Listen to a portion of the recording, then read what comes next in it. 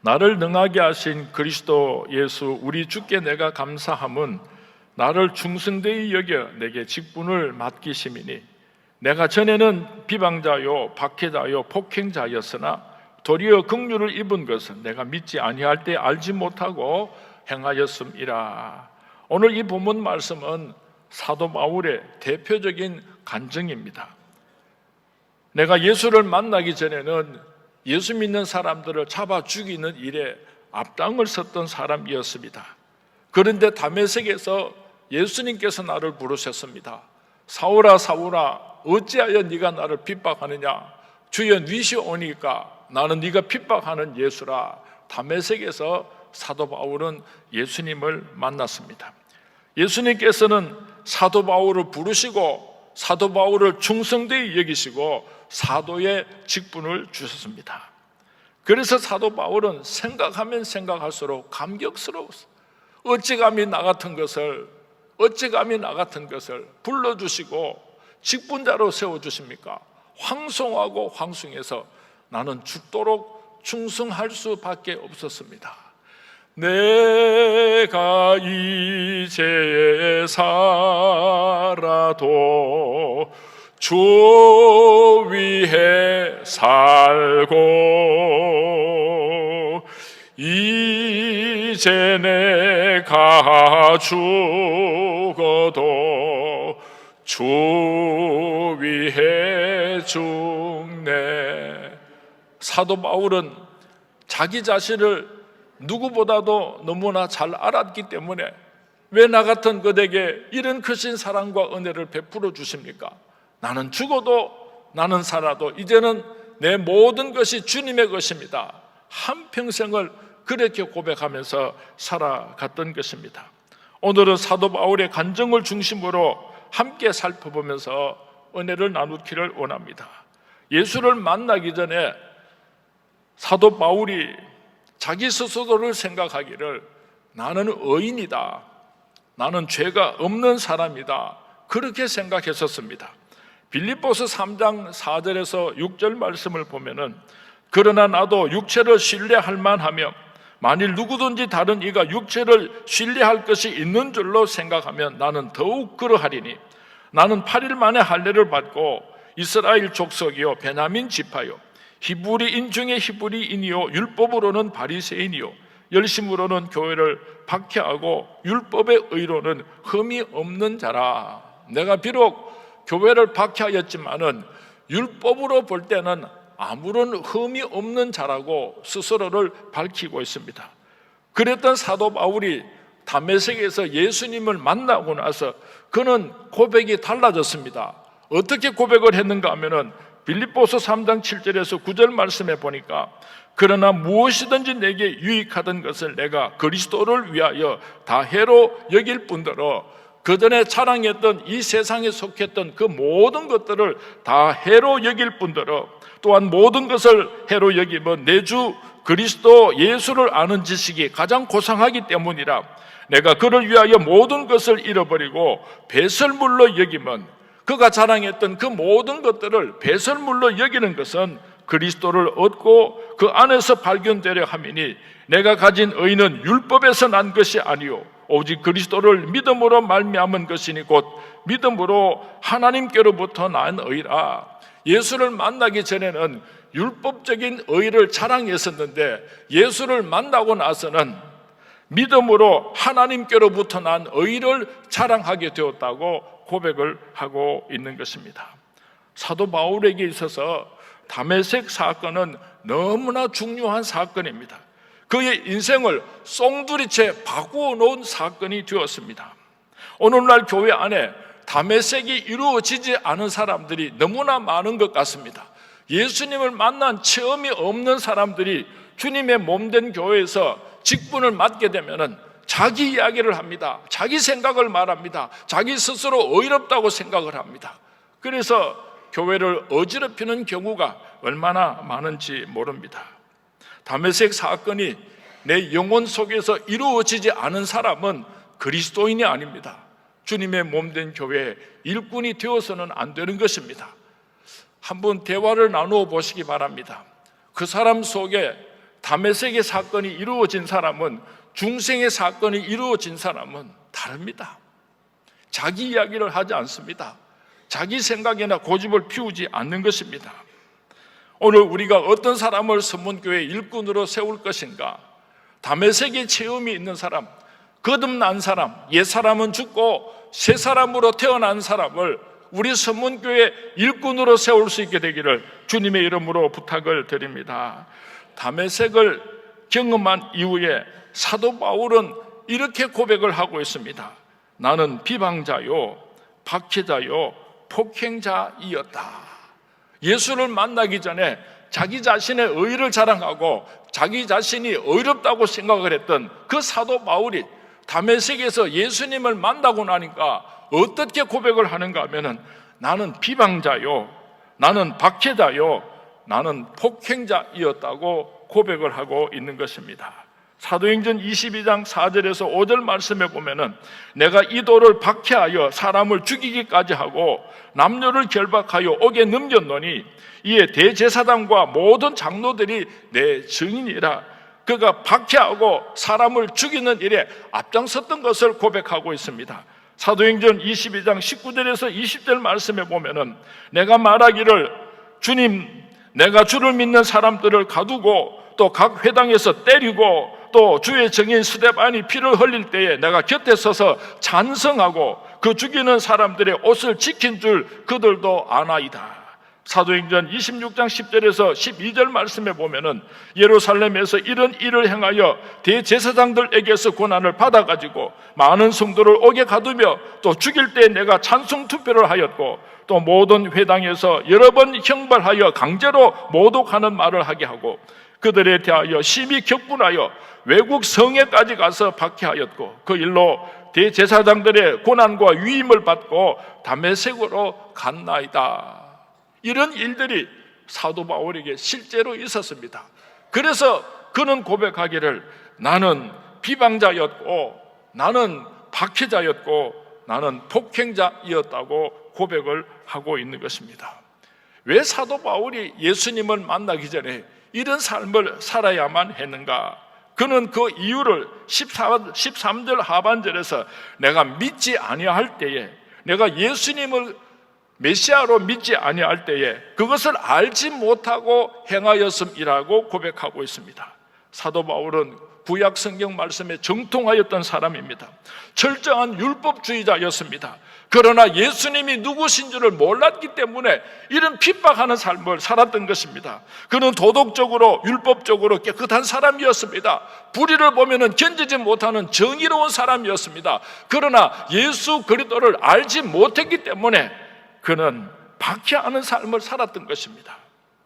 예수를 메시아라 믿지 않았기 때문에 잘못된 열심을 가지고 이렇게 비방자요, 박해자요, 포항자로서 폭행자로서 살아갔던 것입니다.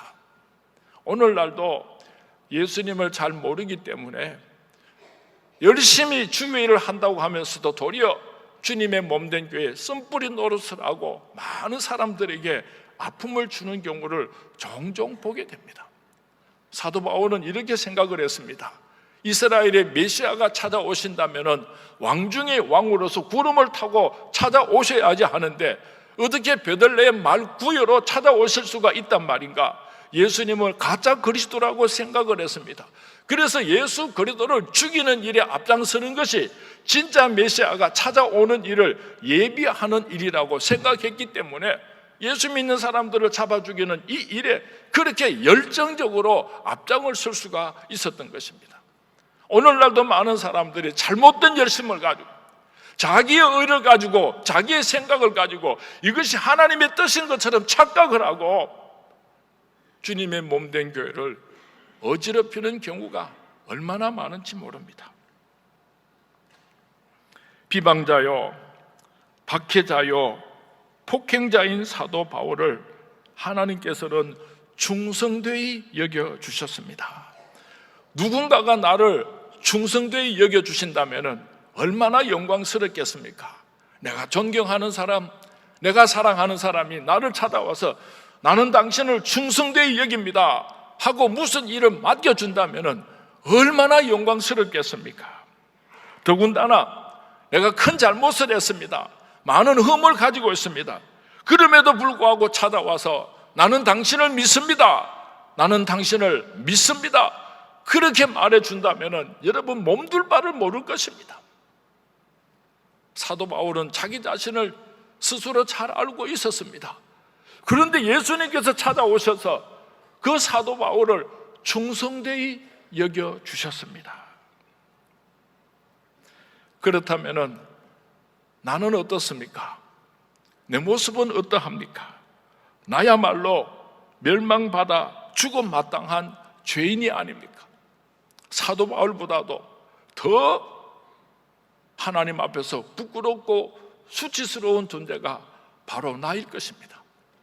스가랴서 3장 1절에서 5절 말씀에 보면은 대제사장 여호수아가 더러운 옷을 입고 여호와의 사자 앞에 서 있는데 사탄은 그의 우편에 서서 여호수아의 더러운 죄들을 낱낱이 고자질하면서 정죄하는 장면을 기록하고 있습니다. 그런데 대제사장 여호수아는 한마디도 변명을 못합니다. 내가 제사장이었습니다. 나는 하나님의 영광을 위해서 이렇게 살았습니다. 한마디쯤은 변명할 수 있을 수도 있었을 텐데 얼마나 지은 죄가 많았던지 그 모든 죄들을 사단이 여호와 하나님 앞에서 낱낱이 고발을 할 때요, 이 대제사장 여호수아는 부끄러워서 얼굴을 들지를 못했습니다.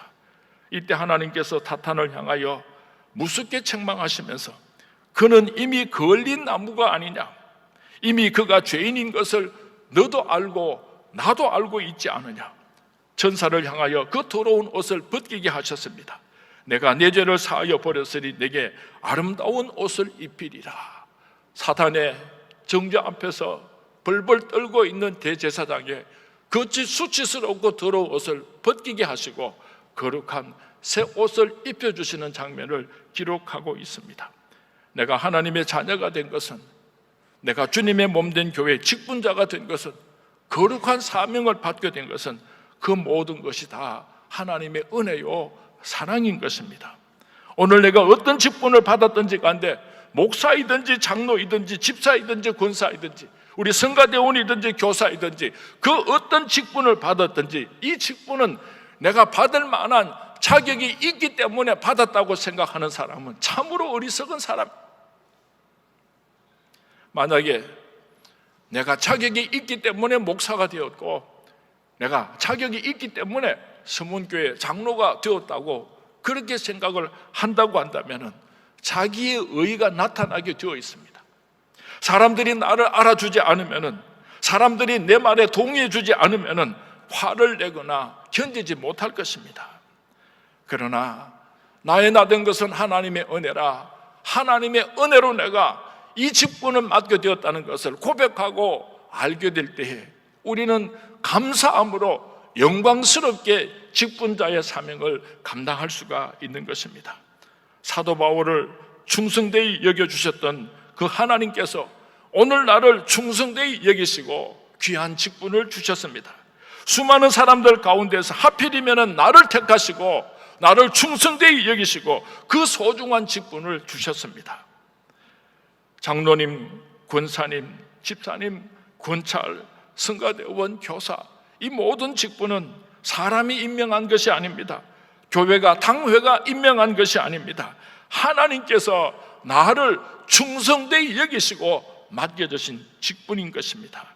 그러므로 오늘 여러분이 가지고 있는 그 직분을 없이 여겨서는 안 될 것입니다. 다이아몬드가 귀중하다고 하는 것은 이 세상 사람은 누구든지 다 압니다. 그러나 그 다이아몬드의 귀중함을 알지 못하는 사람에게 있어서 다이아몬드는 눈깔 사탕 하나만도 못할 것입니다. 가룟 유다는 제자의 영광스러움을 몰랐기 때문에 예수님의 제자의 자리를 은30에 팔아버리고 말았던 것입니다. 충성되이 여겨, 충성되이 여겨. 하나님께서 나를 충성되이 여겨주셨습니다. 하나님께서 오늘 여러분들을 충성되이 여겨주셨습니다. 충성되이 여겨주신 그 하나님의 깊은 뜻을 우리가 한번 묵상했으면 좋겠습니다. 나는 죄인 중에 괴수라. 나는 죄인 중에 괴수라.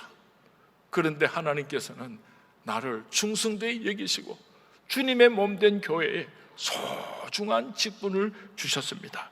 그래서 사도 바울은 죽도록 충성한다는 말로 고백을 하고 있는 것입니다.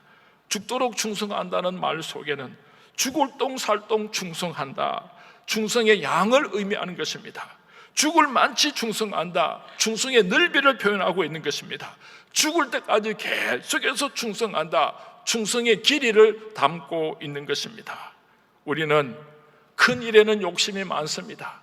그러나 적은 일을 할 때는 서로 피하려고 할 때가 얼마나 많은지 모릅니다. 작은 일에 충성하시는 우리 선문의 모든 직분자들이 되시기를 주님의 이름으로 부탁을 드립니다. 회사에서 면접시험을 보는데 불합격을 했습니다. 불합격 통지서를 받고 면접장을 나오려고 하는데 그때 그 사람의 마음이 얼마나 힘들고 괴로웠겠습니까? 그런데 땅바닥에 보니까 서류를 꽂는 핀이 하나 땅에 떨어져 있었습니다. 그 핀을 주워가지고 면접관 앞에 있는 책상 위에다가 핀을 얹어놓고 그렇게 면접실 문을 열고 나오려고 하는데 사장님이 벌떡 일어났습니다. 쫓아나와서 그 사람의 손을 꼭 붙잡고 우리 회사에 당신 같은 사람이 꼭 필요합니다. 내일부터 출근해 주시기를 바랍니다 하고 특별 채용했다고 하는 아름다운 이야기가 있습니다. 이번에 장로님으로 추천받지를 못했습니다. 추천은 받았는데 좀 부끄럽게 표를 다 얻지를 못해서 낙마를 했습니다. 얼마나 속상하고 마음이 아프십니까? 이번에 안수 집사님, 군사님 투표를 하는데 세상에 나도 교회 출석한다고 그렇게 수고하고 애를 썼는데 내 이름은 후보 명단에도 없습니다. 얼마나 속이 상하십니까? 나는 1등인 줄 알았는데 내 이름이 40등, 50등에 올라져 있으니까 얼마나 여러분 마음이 섭섭하십니까? 작은 일에 충성할 수 있게 되기를 바랍니다. 그러함에도 불구하고 주님의 몸된 교회에 지극히 적은 일에 여러분들이 수고하고 애를 쓰심으로 살아계신 하나님께서 여러분을 내려다 보시다가 참 내 마음에 합하구나. 네가 서문교회 장로는 되지 못해서도, 네가 서문교회 안수집사는 되지 못해서도, 네가 서문교회 권사는 되지 못해서도 내 마음에 합한 자라. 하나님께서 기뻐하시고 내가 너를 축복하리라, 내가 너를 반드시 축복하리라. 하나님께서 여러분을 통하여서 영광 받으시고 그래서 여러분 자손들이 복되시고 이 다음번 공동우회에서는 여러분들이 영광스럽게 일꾼으로 세워질 수 있도록 섭섭하고 힘들고 어려움을 작은 일에 충성함으로 이겨내시는 우리 서문의 모든 성도님들이 되어주시기를 주님의 이름으로 부탁을 드립니다. 이제 말씀을 맺습니다. 왜 하나님께서는 바울과 같은 비방자요, 박해자요, 폭행자를 사명자로 불러주셨는가? 그 대답을 두 가지로 설명을 하고 있습니다. 16절 말씀에 예수 그리스도께서 내가 먼저 일체 오래 참으심을 보이사 후에 주를 믿어 영생 얻는 자들에게 본이 되게 하려 하심이라. 살인자요, 핍박자요, 회방자와 같은 사도 바울을 택하신 그 이유를, 그렇게 예수를 핍박하고 모함하고 박해하는 자들이 그 누군가가 예수 믿고 하나님께로 돌아오게 하시려고, 본을 보여주시려고 먼저 사도 바울을 택하여 주셨다는 것입니다. 두 번째로는 홀로 하나이신 하나님께 존귀와 영광이 영원 무궁토록 있을지어다. 17절입니다.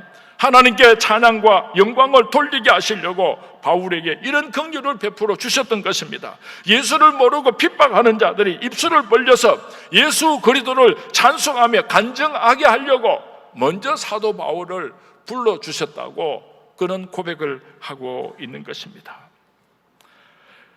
사도 바울이 고백했던 것처럼 나는 죄인 중에 괴수라, 그렇게 고백하는 우리 서문의 모든 성도님들이 되었으면 좋겠습니다.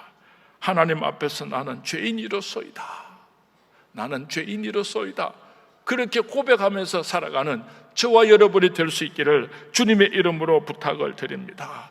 우리 서문교회에서 어떤 사람을 서문교회 일꾼으로 세워야 할 것인가, 어떤 기준으로 직분자를 세워야 할 것인가, 담에색을 경험한 사람들을 일꾼으로 세울 수 있게 되기를 바랍니다. 예수를 알기 전에 이 세상에 가지고 있었던 그 모든 것들을 배설물로 여기고 오직 예수 그리스도만 사랑하고 자랑하는 사람을 일꾼으로 세울 수 있게 되기를 바랍니다. 나는 죄인 중에 괴수라. 내가 과거에 어떤 사람이었는지를 알고 주님의 일을 할 때마다 자기 자신의 의의를 드러내지 아니하고 내가라고 하는 내 생각을 드러내지 아니하고 나는 죄인 중에 괴수라고 하는 겸손한 마음으로 주님의 몸된 교회를 잘 섬길 수 있는 그런 귀한 일꾼들을 세우시는 우리 서문교회가 될 수 있기를 주님의 이름으로 축원을 드립니다. 주님의 이름으로 축원을 드립니다.